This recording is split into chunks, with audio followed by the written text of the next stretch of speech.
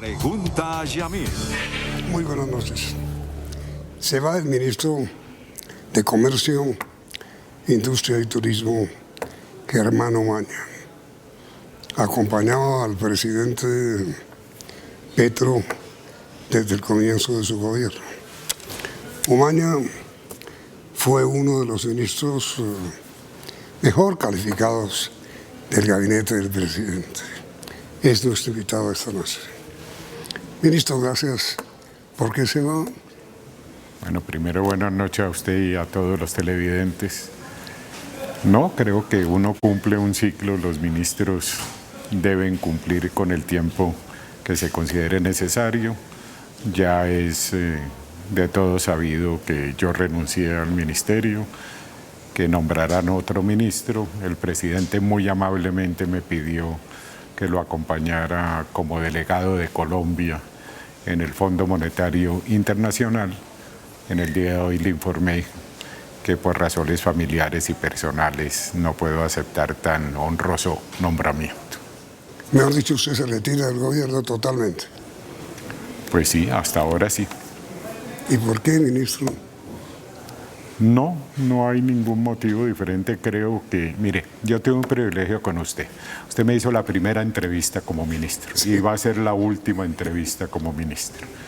Mi compromiso con ustedes fue con el país, fue hacer una serie de reformas importantes.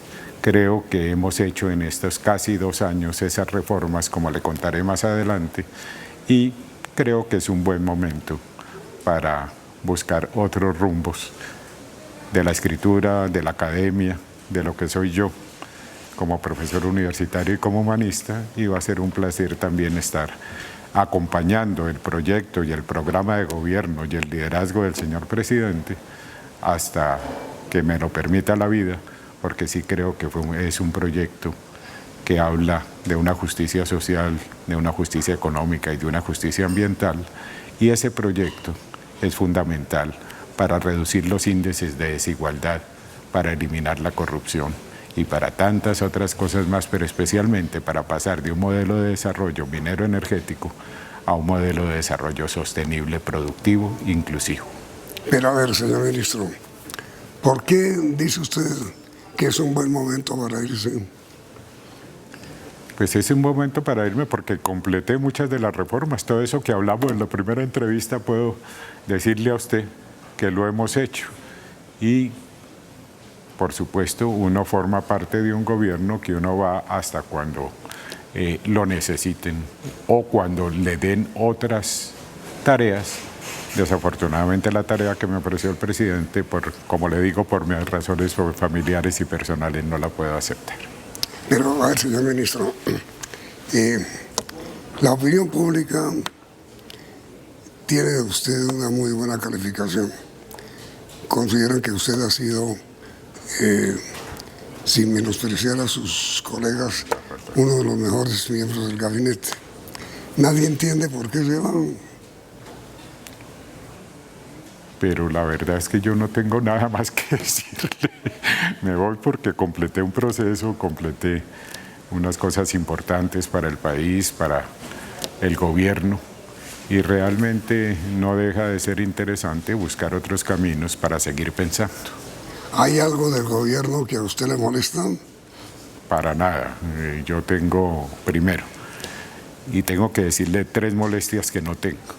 Un excelente grupo de ministros, de compañeros, que han sido un apoyo fundamental en mi periplo por el ministerio. Un excelente presidente con quien he compartido profundamente. De acuerdo, pero perdón, si es un excelente grupo, ¿por qué usted deja de ser parte de ese excelente grupo?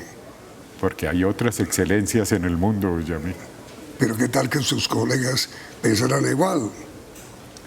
Pues es que cada uno es independiente de pensar como quiera. ¿A usted le parece oportuna una crisis de ministros? Yo no causé la crisis de ministros. No. No.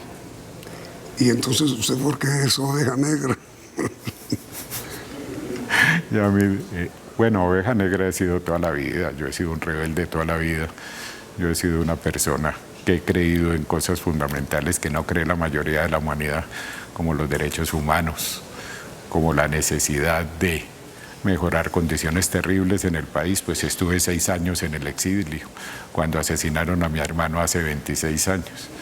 Nosotros hemos sido unos luchadores sociales y unos luchadores por cambio en las políticas del país. Si eso es ser oveja negra, pues sí, soy oveja negra, pero resulta que esa lucha por un cambio social fundamental la hemos tenido toda la vida. Entonces sí estoy de acuerdo con usted. Eso podría ser tachado de oveja negra y esa es la tragedia del país, que a las ovejas negras nos han perseguido toda la vida. ¿Por qué estamos tan mal en derechos humanos? Porque seguimos mal en derechos humanos, ¿no? Colombia ha sido la oveja negra durante muchos años, o uno de los países que ha sido la oveja negra en los temas de derechos humanos. Pero si usted se pone a ver qué son los derechos humanos, nosotros estamos haciendo cosas importantes en los derechos humanos fundamentales, como el derecho a la vida. De todas formas, aunque haya inseguridad, han disminuido los asesinatos de líderes sociales, han disminuido una serie de cuestiones, por ejemplo, los mal llamados falsos positivos, y en general en los derechos humanos fundamentales como la salud, pues se ha tenido acceso a todo el territorio con dificultades, pero que era necesaria hacer, y ojalá se aprobara la reforma a la salud, pero se están haciendo cosas importantes, se está trabajando en el tema de los derechos laborales, el derecho al empleo, que es un derecho humano fundamental, y hay un derecho humano fundamental, que es el de la educación. Y en la educación ha habido logros importantes, por supuesto con traumatismos, porque cambiar una estructura de más de 50 años que se ha entronizado en el país, pues requiere cambios también fundamentales. A ver, ministro, ¿de qué manera podría recuperar el país el respeto a los derechos humanos? Es una pregunta tautológica, Yamil. ¿De qué manera recupero yo el respeto a los derechos humanos respetando los derechos humanos? Hay dos características de los derechos humanos, es los derechos humanos como tal y el respeto al derecho internacional humanitario, que son dos cosas diferentes, porque una tiene que ver con el Estado y el gobierno y otra tiene que ver con todos aquellos violentos que no pertenecen al Estado y al gobierno. Desafortunadamente se había creado un desequilibrio entre el respeto a los derechos humanos fundamentales y el respeto al derecho internacional humanitario, donde inclusive hubo contubernios entre algunos miembros del gobierno y las fuerzas, por ejemplo, paramilitares. Los derechos se habían violado por parte de grupos irregulares, insurgentes, y en general, ¿cómo se recupera eso? Pues fortaleciendo el proceso de la paz total y fortaleciendo un cambio en el desarrollo sostenible y fortaleciendo los derechos humanos fundamentales a la vida, a la salud, a la educación, al empleo. ¿De qué manera se cambia eso? Se cambia trabajando muy duramente por cambiar una estructura que en el país se había entronizado, donde por supuesto el papel del narcotráfico y el papel de todo lo que eso significó en el país durante tantos años, empieza a jugar ese papel fundamental que solo se cambia reemplazando por economías sostenibles en las economías donde priman los cultivos ilícitos y el narcotráfico. A ver, señor ministro, la paz total ha sido un fracaso. La paz total ha implicado la apertura de los diálogos con todos los grupos armados. No ha tenido resultados concretos en cuanto a las negociaciones, pero usted no puede negar que siguen sentados a la mesa grupos insurgentes como el Ejército de Liberación Nacional, donde están los grupos que tienen que ver con las disidencias, algunas de las disidencias de las FARC, e inclusive se tiene diálogo no de paz, sino de sometimiento con grupos irregulares de otra índole.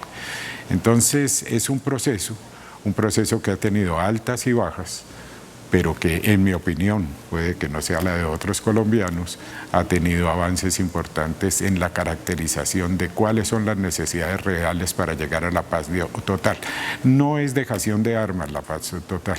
La paz total es recuperar pues el territorio y recuperar el territorio para que todos los colombianos puedan vivir en paz. Y solo viven en paz si podemos sustituir con desarrollo económico y social lo que está pasando. No se le olvide que durante los últimos 4 años del gobierno Duque, yo jamás pongo un espejo retrovisor, la paz que se hizo con las FARC permitió no una acción del Estado, ni el Estado estuvo en los territorios donde se hizo la paz con las FARC, sino que fundamentalmente el Estado abandonó esos territorios y permitió que la delincuencia se tomara nuevamente esos territorios. Entonces, claro, profundizaron los procesos de la guerra, deterioraron la paz que se había conseguido con la firma del acuerdo con las FARC durante el gobierno del presidente Santos. Entonces se profundizaron las dificultades y ahora nos toca enfrentar nosotros esa profundización de dificultades y volver a reconstruir los procesos de paz, y eso estamos haciendo. ¿Usted estaba contento como ministro? A mí me encanta servir al país y cuando sea necesario. Esa no es mi pregunta. No, yo estoy contento como ministro. ¿Por qué, Yamit? Porque, como le decía en la primera entrevista, yo me comprometí a hacer reformas importantes en políticas en materia de comercio exterior. Las hicimos y el Consejo Superior de Comercio Exterior cambió la estrategia de comercio exterior en el sentido de que teníamos que equilibrar las condiciones entre los productores nacionales, los importadores, fortalecer la integración económica, por ejemplo, con Venezuela, con otros países de Latinoamérica y con el sur. Fundamentalmente hay un planteamiento de fondo en el cambio de la política de comercio exterior y, como le digo, fue aprobado.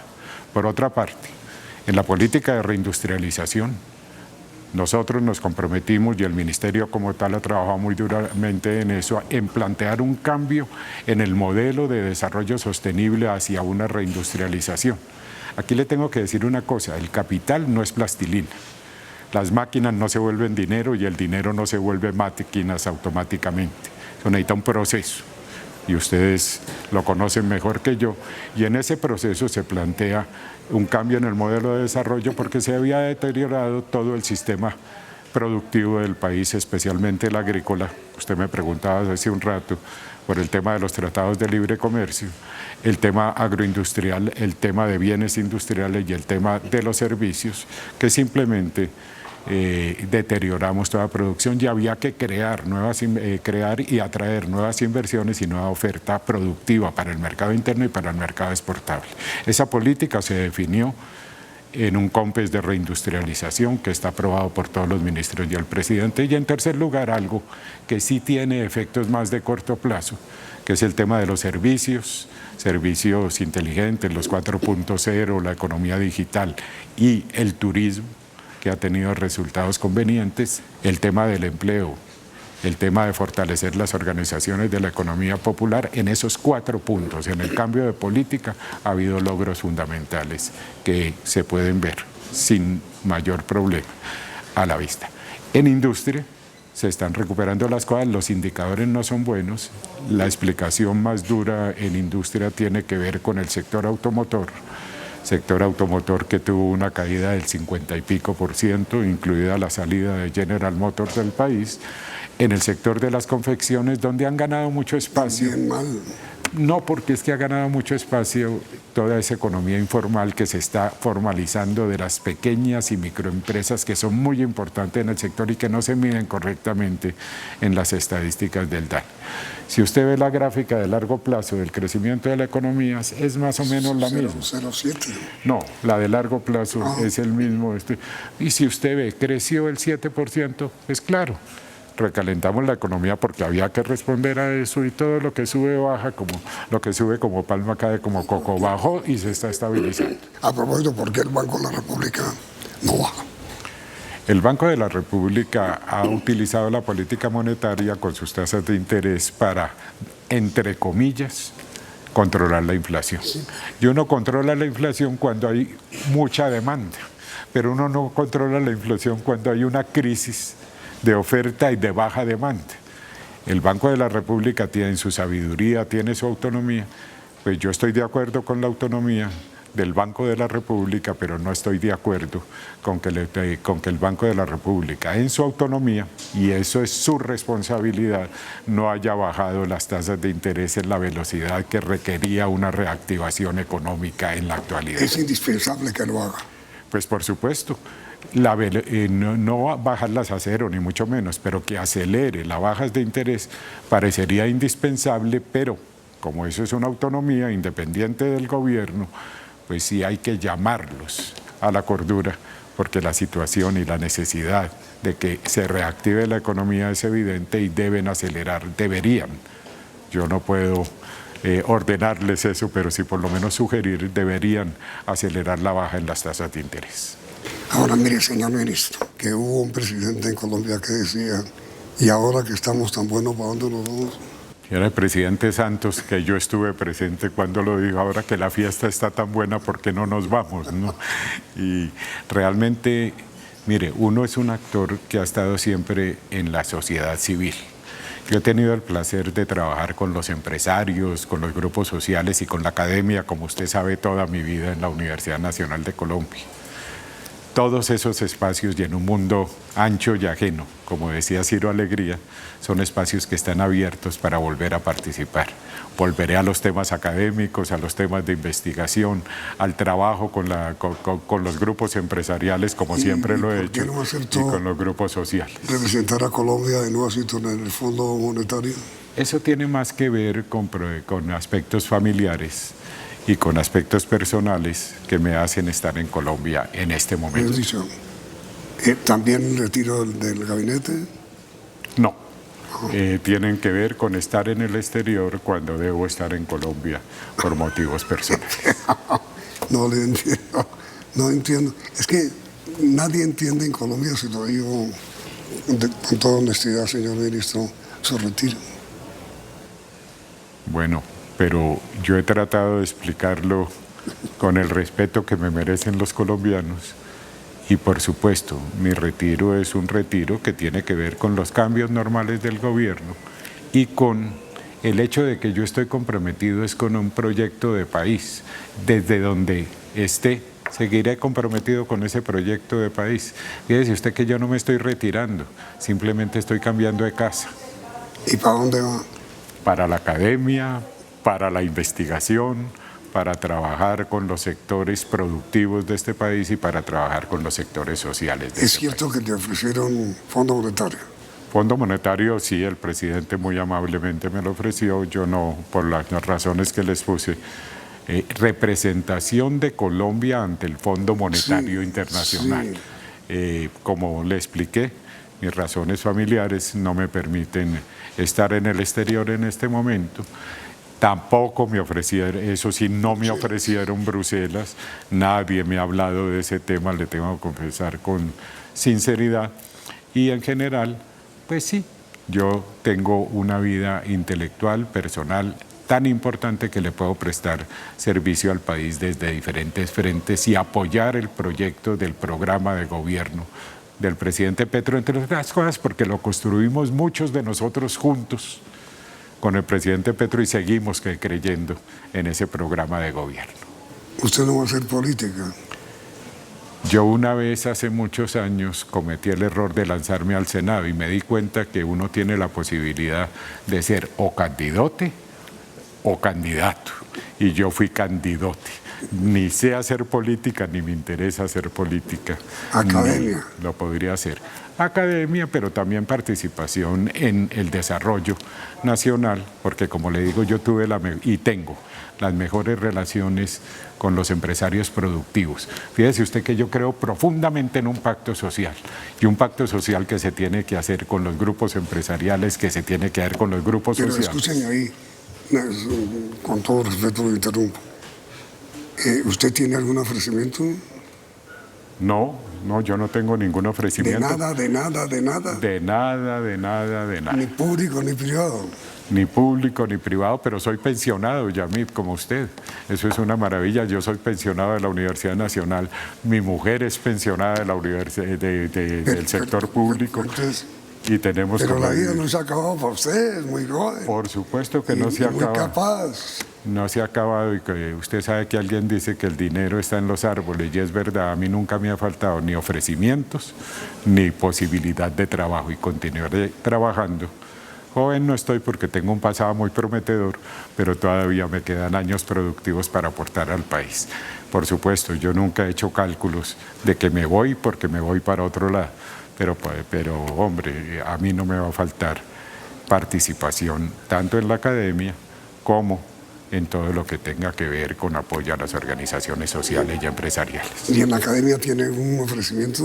No, porque yo me jubilé de la Universidad Nacional, pero por ejemplo, yo tengo un espacio importante porque siempre me lo han pedido en la Universidad Nacional de Colombia para ser un profesor especial, en otras universidades, en la Academia Diplomática, por ejemplo, que me encanta trabajar con eso tan importante para el país que son los funcionarios de la carrera diplomática. Durante muchos años fui profesor y evaluador de ellos y siempre han estado las puertas abiertas. Yo nunca he dejado las puertas cerradas y siempre se me han abierto con el cariño de mucha gente y con el respeto de mucha gente.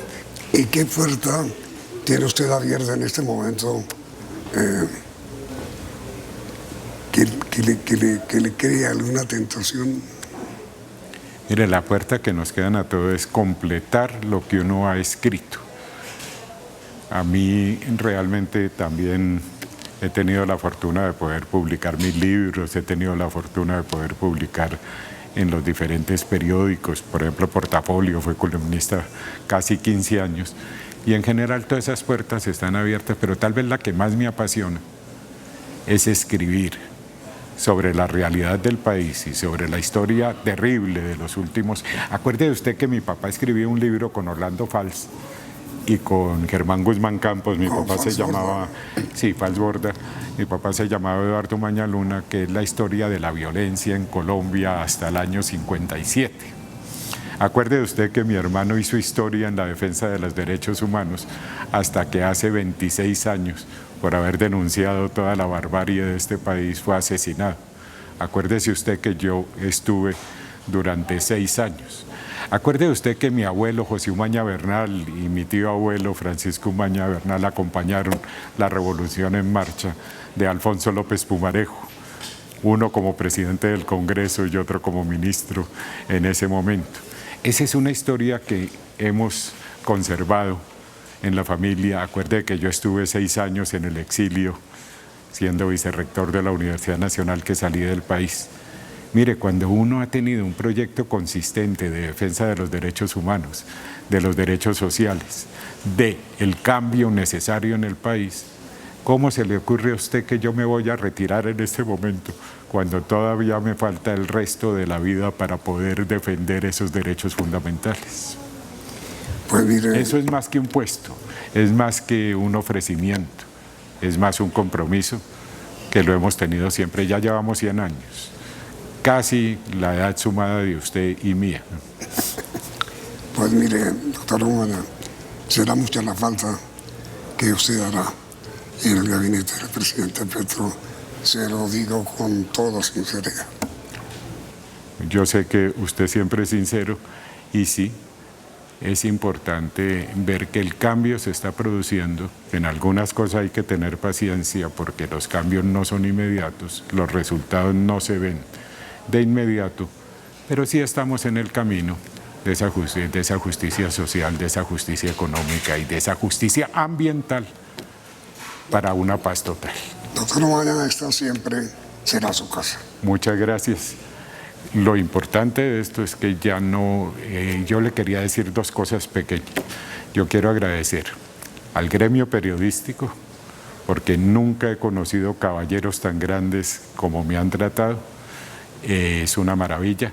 Y también quiero decirle que en el Congreso de la República todos los partidos políticos han sido gente que entiende que el país debe progresar y lo último fue hace 3 días, entre 3 y 7 de la noche, la aprobación del Tratado de Protección de Inversiones con Venezuela. Y oiga usted esto, con más de 100 y pico de votos positivos en la Cámara de Representantes y con solo 3 votos negativos. Nos apoyó el Centro Democrático, Cambio Radical, que es importante, y solamente 3 votos con 2 negativos, 1 del Centro Democrático y 2 de Cambio Radical. Ese es un privilegio que yo he tenido, que es ese respeto maravilloso que yo le he dado a los agentes de los diferentes gremios, pero un especial énfasis en el respeto que me han dado los periodistas y el Congreso de la República. Pues, señor ministro, buen viento y buen amor. Muchas gracias, Yamil. Un abrazo. Y a ustedes, televidentes, gracias por la sintonía y continúen aquí en CMI. CMI presentó Pregunta a Yamil.